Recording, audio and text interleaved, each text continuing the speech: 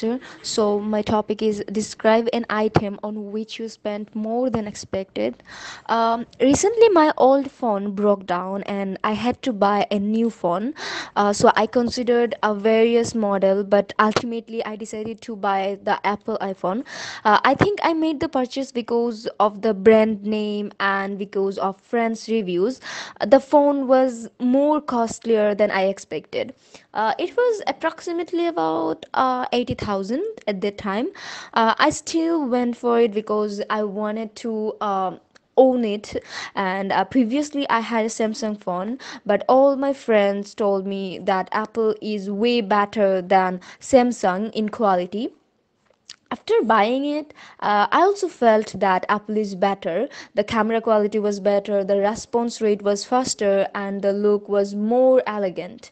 However, deep down, I knew that I didn't care about these things. I rarely click picture with the phone, even if I do. I'm fine with the lower resolution. The response rate was faster, but then I was comparing the response rate of a new Apple iPhone with a 3 years old Samsung phone. So the comparison was not apt. And above all, the price was way higher than the other models in the market. I bought the mobile phone not because of need, but because of because of the famousness of this phone. I know that I'm not a heavy mobile phone user. I mainly use the mobile phone to call and check WhatsApp messages.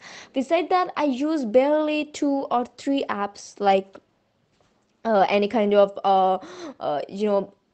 ordering something or the Uber for traveling. So I knew I could have that done all that I wanted to with much cheaper version, but I still went for the Apple iPhone. Finally, because of this decision, I had to postpone the decision of buying a new laptop, which I urgently needed. But I postponed that that thing.